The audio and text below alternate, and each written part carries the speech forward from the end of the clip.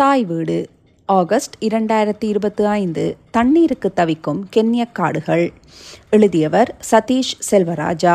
வாசிப்பவர் R. Sathyapriya. 1989 Kenya நாட்டின் Nairobi நகரத்தில் இருந்த ஒரே ஒரு இயற்கை பூங்காவான உஹுரு பூங்காவை அழித்து 62 மாடிகள் கொண்ட வணிக கோபுரமும் வாகன நிறுத்துமிட வளாகமும் அமைக்க கென்ய மத்திய அரசு திட்டமிட்டது. இயற்கையை காதலித்து காத்து நின்ற சுற்றுச்சூழல் ஆர்வலர் வாங்கரி மாத்தாய் என்ற பெண்மணி இத்திட்டத்தை எதிர்த்து உறுதியான போராட்டத்தை முன்னெடுத்தார். அவரை போலீசார் கைது செய்து சிறையில் அடைத்தனர். தடியடி, மிரட்டல் மற்றும் பொய்யான குற்றச்சாட்டுகள் என பல்வேறு அடக்குமுறைகள் அவர் மீது பாய்ந்தன. ஆனால் வாங்கரி மாத்தாய் அவர்களுக்கு உள்ளூர் மக்களிடமும் சர்வதேசத்திலும் பெரும் ஆதரவு கிடைத்தது. இதன் விளைவாக அரசு தனது திட்டத்தை கைவிட்டது. இந்த போராட்டம் வாயிலாக வாங்கரி மாத்தாய் மற்றும் அவரது அமைப்பான பச்சை பட்டை இயக்கம் கிரீன் பெல்ட் மூவ்மெண்ட் உலகளவில் கவனத்தை ஈர்த்தது. 2024 பேண்தகு வளர்ச்சி மற்றும் அமைதி பணிகளுக்காக வாங்கரி மாத்தாய் நோபல் பரிசு பெற்றார். இன்றும் கூட கென்ய நாட்டு பூங்காக்கள், வனாந்திரங்கள் உள்ளிட்ட தாவர போர்வையை காப்பாற்றுவதற்கு ஆயிரம் வாங்கரி மாத்தாய்கள் தேவைப்படுகின்றனர். மரங்கள் மிக மோசமாக வெட்டி சாய்க்கப்படுவதனால் ஏற்படுகின்ற தண்ணீர் பற்றாக்குறைக்கு தீர்வு காண பலம் பொருந்திய போராட்டம் ஒன்றை கென்யாவில் நடத்தப்பட வேண்டியிருக்கிறது. இயற்கைக்கும் மனிதருக்கும் இடையில் அமைதியை நிலைநாட்ட வேண்டியிருக்கிறது. கென்ய நாடு பாலைவனமாகி வருவதை தடுத்தாக வேண்டியிருக்கிறது. இதனை சாதிக்க வாங்கரி மாத்தாய் எழுந்து வரத்தான் வேண்டும். அதற்கு முன்னர் கென்ய நாட்டு காட்டு மரங்களின் மரண சாசனங்களை வாசித்தாக வேண்டும். கென்ய குடியரசு கிழக்கு ஆப்பிரிக்காவில் உள்ள ஒரு நாடு ஆகும். நைரோபி அதன் தலைநகரம்.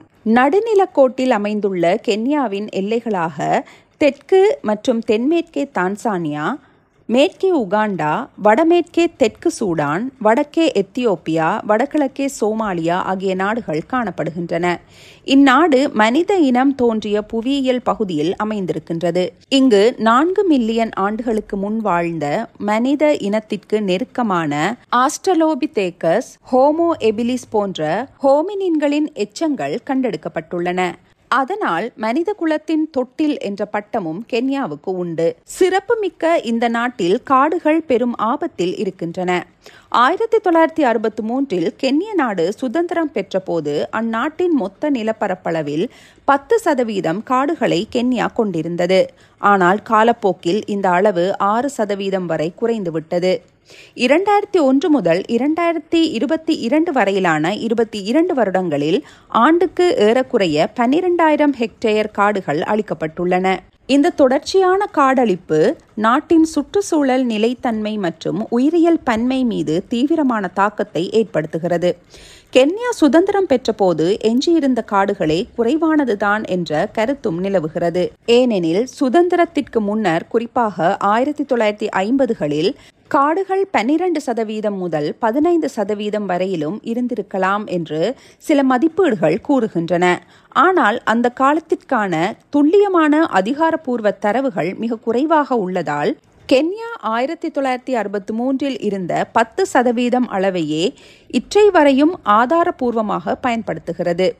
1895 முதல் 1963 வரை கென்யா பிரிட்டிஷ் ஆட்சியின் கீழ் ஒரு காலனியாக இருந்தது. முதலில் பிரித்தானிய கிழக்கு ஆப்பிரிக்க பாதுகாப்பு வலயம் என அழைக்கப்பட்ட இப்பகுதி 1920 முதல் பிரித்தானிய முடிக்குரிய கென்ய காலனி என பெயர் மாற்றப்பட்டு நேரடியாக பிரித்தானிய ஆட்சியின் கீழ் கொண்டு வரப்பட்டது. காலனித்துவ காலத்தில் உயர்நில மலைப்பகுதிகள் ஐரோப்பிய குடியேறிகளுக்காக ஒதுக்கப்பட்டது. அவர்கள் காடுகளை அழித்து பண்ணைகளை உருவாக்கினார்கள். இவை உள்ளூர் ஆப்பிரிக்க மக்களிடமிருந்து பறிக்கப்பட்ட பாரம்பரிய நிலங்களாகும். கருப்பினத்தவர்களை விரட்டியடித்துவிட்டு இப்பகுதிக்கு ஒயிட் ஹைலண்ட்ஸ் என்று பெயரிட்டனர். ஏனெனில் வெள்ளையர்களுக்கு மட்டுமே சொந்தமான, அவர்கள் மட்டுமே வசிக்கிற இடமாக இந்த மலை பிரகடனப்படுத்தப்பட்டது. காலனித்துவ காலத்தில் இயற்கை வளங்களும் பாரம்பரிய வாழ்க்கையும் பிரித்தானியரால் எவ்வாறு அளிக்கப்பட்டது என்பதற்கு உதாரணமாக ஒரு கதையை பார்ப்போம். காலனியர் ஒருவர் தனது பிரபலமான வேளாண் பண்ணை அமைப்பதற்காக அங்கிருந்த பெரிய பழமையான மரங்களை வெட்டினார். அடுத்த நாள் அந்த பெரும் நிலப்பரப்பே வெட்ட வெளியாக்கப்பட்டது. அதை பார்த்து வெள்ளையரே அதிர்ந்தனர். அங்கிருந்த ஒரு வயதான கிக்குயு இன மூதாட்டி, இந்த மரங்கள் நம் வாழ்வின் அங்கம், அவற்றை அழிக்கும் போது நம் சமுதாயமும் அழியும் என்று கண்ணீர் மல்க அழுது புலம்பி அங்கிருந்து சென்றுள்ளார். இவ்வாறாகத்தான் ஈவிரக்கமின்றி காடுகள் அழிக்கப்பட்டன. கோப்பி, தேயிலை, பஞ்சு போன்ற வர்த்தக பயிர்களை வளர்ப்பதற்காகவே முதலில் பெருமளவு காடுகள் அழிக்கப்பட்டிருக்கின்றன. வெட்டுமர வளங்களை பிரித்தானிய நிறுவனங்கள் எல்லையின்றி பயன்படுத்தின. தமக்கான வசதி வாய்ப்புகளை பிரித்தானியர் உருவாக்கி கொண்டனர். உள்ளூர் மக்களுக்கு கல்வி, சுகாதாரம் மற்றும் அரசியல் உரிமைகள் மிகவும் குறைவாகவே இருந்தன. இந்த ஒடுக்குமுறைகள் மற்றும் நில அபகரிப்புக்கு எதிராக 1952ஆம் ஆண்டு கிக்குயு மக்களின் தலைமையிலான மௌ மௌ ஆயுத கிளர்ச்சி வெடித்தது. சுதந்திர போராட்டம் தீவிரமானது. இதன் விளைவாக 1963ஆம் ஆண்டு கென்யா சுதந்திரம் பெற்றது. 1964இல் கென்யா ஒரு குடியரசாக பிரகடனப்படுத்தப்பட்டது. அதுபோலவே 1933 முதல் 1963 வரையிலான காலப்பகுதியில் கென்யாவின் காக்கமேகா காடு முக்கியமான மாற்றங்களுக்கும் அழிவுகளுக்கும் உட்பட்டது. இந்த வனப்பகுதிகள் மனித வாழ்விற்கு தீவிர முக்கியத்துவம் வாய்ந்தவை. அவை நீர்வீழ்ச்சிகளுக்கான மூலப்பகுதிகளாகவும் பல்வேறு உயிரினங்களின் வாழ்விடங்களாகவும் செயற்படுத்தப்படுகின்றது. மேலும் காற்றை சுத்திகரிப்பதிலும் பசுமையை பாதுகாப்பதிலும் மிக முக்கிய பங்கு வகிக்கிறது. ஆனால் ஐரோப்பியர்கள் வருகை தந்த பின் வனங்களை பாதுகாக்கும் பேரில் பல சட்டங்கள் உருவாக்கப்பட்டன. அவை உள்ளூர் மக்களின் வாழ்வாதார தேவைகளை கருத்தில் கொள்ளாததால் மக்கள் வனங்களை சட்டத்திற்கு புறம்பாகவே பயன்படுத்த வேண்டிய நிலைக்கு தள்ளப்பட்டனர். 1933ஆம் ஆண்டில் 28,199 ஹெக்டேயர் பரப்பளவு கொண்டிருந்த காக்கமேகா காடு 2008ஆம் ஆண்டில் 18,887 ஹெக்டேராக குறைந்தது. 1970 தொடக்கம் 1990 வரையான காலப்பகுதியில் கென்யாவில் அதிகளவில் காடுகள் அழிக்கப்பட்டன. தற்போது கரிக்கட்டை உற்பத்தி, வெட்டுமரத் தொழில் காரணமாக மரங்கள் வெட்டப்படுகின்றன. 2001 முதல் 2014 வரையான காலப்பகுதியில் அமெரிக்காவின் மாநிலமான ரோட் தீவின் பரப்புக்கு இணையான காடுகள் கென்யாவில் அழிக்கப்பட்டன. 2009ஆம் ஆண்டில் கரிக்கட்டை மற்றும் வெட்டுமரத் தொழில், விவசாய விரிவாக்கம், நகரமயமாக்கல் ஆகிய பல காரணிகளால் காடுகளின் பரப்பளவு 6% குறைந்தது. இந்த மாற்றங்கள் மண் அரிப்பு, வெள்ளப்பெருக்கு மற்றும் நீரிருப்பு குறைதல் உள்ளிட்ட பல்வேறு தீவிர பாதிப்புகளை கென்யாவில் ஏற்படுத்தின. கென்யாவின் காடுகள் துண்டாடப்பட்டு தூர இருக்கின்றன. இருப்பினும் ஒருங்கிணைந்த பரப்பளவு 37 மில்லியன் ஹெக்டேர்களுக்கு மேல் காணப்படுகின்றன. இதில் 2.1 மில்லியன் ஹெக்டேர்கள் வனப்பகுதிகளாகவும் 24.8 மில்லியன் ஹெக்டேர்கள் புதர் நிலங்களாகவும் 10.7 மில்லியன் ஹெக்டேர்கள் மரங்களால் நிறைந்த புல்வெளிகளாகவும் உள்ளன. கென்யாவின் காடுகள் உலகளவில் போற்றப்படுகின்றன. ஏனெனில் இவை 1847 விதமான நீர்வீழ்ச்சிகள், பறவைகள், பாலூட்டிகள் மற்றும் ஊர்வன போன்ற உயிரினங்களை ஆதரிக்கின்றன. இதில் 4% உயிரினங்கள் மட்டுமே கென்யாவில் காணப்படுகின்றன. மேலும் வாஸ்குலர் தாவர வகைகளில் 6505 வகைகள் இங்குள்ளன. அவற்றில் 4.1% தான் கென்யா நாட்டில் மட்டுமே காணப்படுவதாக கூறப்படுகிறது. ஆனால் அதிகரித்து வரும் காடழிப்பின் தீவிரத்தன்மையால் நாட்டின் உயிரின வகைகள் மற்றும் சூழல் நிலைக்கு பாரிய அழிவு ஏற்படுகிறது. எனவே காடுகளை பாதுகாப்பது கென்யாவின் சூழல் மற்றும் உயிரியல் வளங்களை நீடித்த வளர்ச்சிக்கான அவசியமான பணியாக உள்ளது. ஐக்கிய நாடுகளின் சுற்றுச்சூழல் அமைப்பும் கென்யா வன சேவையும் இணைந்து மேற்கொண்ட ஆய்வின்படி காடழிப்பு காரணமாக கென்யாவிற்கு 2009ஆம் ஆண்டில் 6.6 பில்லியன் கென்யன் ஷில்லிங்கும் 2010ஆம் ஆண்டில் 5.8 பில்லியன் ஷில்லிங்கும் பொருளாதார இழப்பாக ஏற்பட்டது. இந்த இழப்புகள் ஆண்டுதோறும் வனவியல் மற்றும் மரவெட்டு துறைகளில் இருந்து கிடைக்கும் சுமார் 1.3 பில்லியன் ஷில்லிங்கை விட அதிகமாகும். இந்த பெறுபேறு வனங்களை அழிப்பதை விட பாதுகாப்பதே நாட்டின் நீடித்த பொருளாதார நலனுக்கும் சூழலியலுக்கும் மிகவும் முக்கியம் என்பதை உணர்த்துகிறது. கென்யாவில் காடழிப்பின் நிலைமை தீவிரமடைந்து தற்போது வறட்சி நிலை ஏற்படுகிறது. தண்ணீர் பற்றாக்குறை உருவாகியிருக்கிறது. அதனால் காடுகளும் கூட மெதுவாகவே வளர்வதாக கண்டறியப்பட்டுள்ளன. கென்யாவில் நிலவும் தண்ணீர் பஞ்சமானது குடிநீரை மட்டுமின்றி விவசாயம் மற்றும் மீன்பிடிக்கும் நீர் ஆதாரங்களையும் பாதித்துள்ளது. பல பகுதிகளில் ஈரநில புட்கள் கால்நடைகளுக்கு உணவளிக்கவும் பராமரிக்கவும் பயன்படுத்தப்படுகின்றன. காடுகள் அழிக்கப்படுவதனால் மண் அரிப்பு அதிகரித்து தண்ணீர் மாசுபாடு உள்ளது. இது நாட்டின் முக்கிய நீர்நிலைகளையும் பாதித்து பல்வேறு நோய்கள் மற்றும் நீர் ஆதாரங்களை சுற்றியுள்ள மோதல்கள் மற்றும் சமூக சிக்கல்களை உருவாக்கியுள்ளது. நைரோபி போன்ற பெரிய நகரங்களில் அதிக மக்கள் தொகை குடியிருப்புகள் உருவாகி அங்கு அசுத்தமான நீர் பிரச்சனையும் தீவிரமாக உள்ளது. இதனால் சுத்தமான தண்ணீர் கிடைக்கும் தூரத்து பிரதேசங்களை நோக்கி மக்கள் பொடிநடையாக சென்று வருகின்றனர்.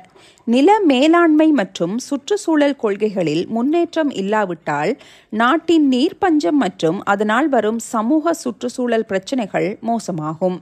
எனவே நீர் வளங்களின் பாதுகாப்பு மற்றும் சீரமைப்பு கென்யாவின் வளர்ச்சிக்கான முக்கிய கடமையாகும். கென்யாவின் சுற்றுச்சூழல் அமைப்பில் காடழிப்பின் தீவிர விளைவுகள் நைவாஷா ஏரி மற்றும் அதை சுற்றியுள்ள சமூகங்களில் அதிகமாக உணரப்படுகிறது.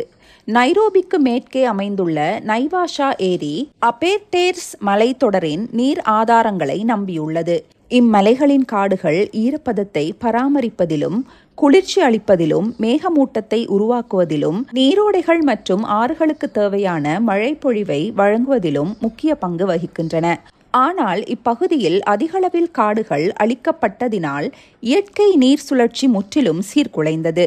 அபெர்டேர்ஸ் மலைகளின் மரங்கள் அழிக்கப்படுவதனால் ஈரப்பதமும் மழைப்பொழிவும் குறைந்து நைவாஷா ஏரியில் நீர்மட்டம் குறைந்தது. மேலும் மாரா நதிப்படுகையில் இடம்பெறும் காடழிப்பு, மண் அரிப்பு மற்றும் வெள்ளப்பெருக்குகளின் அதிகரிப்புக்கு வழிவகுத்துள்ளது. 1970கள் முதல் 2000களின் முற்பகுதி வரை மாரா ஆற்றின் சுற்றியுள்ள சவன்னா புல்வெளி மற்றும் புதர் நிலங்கள் 27% குறைந்துள்ளன. அதே நேரத்தில் விவசாய நிலம் இரட்டிப்பாக அதிகரித்துள்ளது. இதன் காரணமாக மேல் நீர்பிடிப்பு பகுதிகளில் நில அரிப்பு தீவிரமானது. தாழ்வான பகுதிகளில் வெள்ளப்பெருக்குகள் 7% அதிகரித்து மாரா சதுப்பு நிலம் 387% வரை விரிவடைந்துள்ளது. எனவே காடழிப்பு கென்யாவின் நீர்வளங்கள், நிலத்தின் உற்பத்தி திறன் மற்றும் சுற்றுச்சூழல் நிலையை தீவிரமாக பாதித்துள்ளது. கென்யாவின் வடக்கு பகுதியில் லோயங்கலானிக்கு அருகிலுள்ள ஒரு கிராமத்தில் துர்கானா பழங்குடியினர் மற்றும் எரிக்கப்பட்ட ஆடுகளின் சடலங்களை கடந்து செல்லும் காட்சிகளை காணலாம். இது இந்நாட்டில் நிலவும் கடுமையான வறட்சியை வெளிப்படுத்தும் துயரமான காட்சியாகும். 5 வருடங்களில் ஒருபோதும் இல்லாத அளவுக்கு சிக்கலான வறட்சி இதுவென்று கூறப்படுகிறது. வறட்சியும் பட்டினியும் ஆயிரக்கணக்கான கால்நடைகளை கொன்றுவிட்டது. நோய்கள் பரவுவதை தடுக்க கிராமவாசிகள் விலங்குகளின் சடலங்களை எரிக்க தொடங்கியுள்ளனர். இந்த நிலைமைகள் காலநிலை மாற்றம், காடழிப்பு மற்றும் நிலச்சீரழிவின் நேரடி விளைவுகளாகும். இந்த காலநிலை நெருக்கடியை உலகம் இப்போது உணரத் தொடங்கியுள்ளது. ஆனால் தீர்வுகள் குறித்து விவாதிக்கும் போது இயற்கையையும் இளைய சமுதாயத்தையும் பெரும்பாலும் தூர வைக்கின்றனர். இது ஆபத்தை விளைவிக்கக்கூடிய தவறாகும். கென்யாவை போன்ற நாட்டில் காடழிப்பு மற்றும் நிலச்சீரழிவை முறையாக கவனிக்காமல் கென்யாவின் முன்னேற்றத்தில் சாத்தியம் ஏற்பட போவதில்லை. எனவே இயற்கை பாதுகாப்பும் இளைய தலைமுறையின் பங்கும் காலநிலை நெருக்கடி தீர்வுகளுக்கு தவிர்க்க முடியாத காரணிகளாக அமைகின்றன. கென்யாவின் 5 முக்கிய மலைக்காடுகள் மழைக்காலங்களில் தண்ணீரை சேமித்து வறண்ட காலங்களில் மெதுவாக வெளியேற்றுவதனால் அவை நீர் கோபுரங்கள் என்று அழைக்கப்படுகின்றன. இவை நாடு முழுவதும் பரவியுள்ள நன்னீர் வழங்கலின் 75% அளவுக்கு பங்களிக்கின்றன. 2000 முதல் 2010 வரையான காலப்பகுதியில் இந்த நீர் கோபுரங்கள் 28,000 ஹெக்டேருக்கும் அதிகமான காடுகளை இழந்துள்ளதாக ஐக்கிய நாடுகளின் சுற்றுச்சூழல் திட்டம் மதிப்பீடு செய்துள்ளது. இதன் விளைவாக ஆண்டிற்கு ஏறக்குறைய 62 மில்லியன் கன மீட்டர் நீர் இருப்பு குறைவடைந்துள்ளது. இந்த காடழிப்பால் ஏற்பட்ட பொருளாதார இழப்புகள் அதே காலத்தில் வனத்துறையில் பெற்ற வருமானத்தை காட்டிலும் 4 மடங்காகும். இது இயற்கை வளங்களை காக்கும் முக்கியத்துவத்தை வலியுறுத்தும் ஒரு முக்கிய எடுத்துக்காட்டாக உள்ளது. ஏறக்குறைய 10 ஆண்டுகளுக்கு முன் கென்யாவின் அன்றைய அரசாங்கம் சுற்றுச்சூழல் சிக்கல்களில் தீவிரத்தை உணர்ந்து 2030ஆம் ஆண்டுக்குள் நாட்டின் நிலப்பரப்பில் 10% காடுகளை மீள கட்டியமைக்கும் வகையில் அரசியலமைப்பில் மாற்றங்களை செய்துள்ளது. சுமார் 1.6 மில்லியன் ஹெக்டேர் நிலத்தை மீண்டும் காடாக்கும் முயற்சியில் கென்யா அரசாங்கம் ஈடுபட்டுள்ளது. ஆனால் ஆரம்பகால முயற்சிகள் பல்வேறு சவால்களால் தடைப்பட்டன. சட்டவிரோதமாக மரம் வெட்டுதல், நில உரிமை தகராறுகள் மற்றும் அரசியல் சிக்கல்கள் இத்திட்டத்தை நிறைவேற்ற முடியாதபடி திசையை மாற்றின. இருந்தாலும் சில நம்பிக்கையூட்டும் முன்னேற்ற சுடர்களும் தெரிகின்றன. அரசாங்கம் 10% காடளவுக்கான இலக்கை நோக்கி நகர முயற்சித்துள்ளது. மேலும் அவ்விலக்கத்தை அடைவதற்கான சட்ட கட்டமைப்பையும் உருவாக்கியுள்ளது. இதற்கு மேலும் கென்யா 2030ஆம் ஆண்டுக்குள் 5.1 மில்லியன் ஹெக்டேர் சிதைந்த மற்றும் அழிந்த நிலங்களை மீட்டெடுக்க உறுதியளித்துள்ளது. பான் ஆபிரிக்கா அளவில் 100 மில்லியன் ஹெக்டேர் நிலங்களை மீட்டெடுப்பதே எதிர்கால இலக்காக இருக்கிறது. உயர்தர மர நாற்றுகளை நிலையாக பெற்றுத் தருவது ஒரு சிக்கலாக இருப்பதாக குறிப்பிடப்படுகிறது. ஏனெனில் குறித்த இலக்கை அடைய 1.8 பில்லியன் மர நாற்றுகள் தேவைப்படுவதாக சுட்டிக்காட்டப்படுகிறது. இந்நிலையில் சோம்பித் திரிவதற்கோ சாக்குப்போக்கு சொல்வதற்கோ இடமில்லை. நமது முயற்சிகளை வேகமாக முன்னோக்கி நகர்த்த வேண்டிய கட்டாய சூழ்நிலை கென்யாவில் நிலவுகிறது. ஒரே தீர்வு இல்லை என்றாலும் உடனடி நடவடிக்கைக்காக முக்கிய வழிகளில் ஒன்று இயற்கையை பாதுகாக்கும் பணியில் இளைஞர்களை அணிதிரட்டுவதாகும். அதேபோலவே ஆயிரக்கணக்கான வாந்தரி மாத்தாய்கள் உருவாக்கிடவும் வேண்டும். பல பச்சை பட்டை இயக்கங்களையும் நிர்மாணித்திடவும் வேண்டும். நன்றி.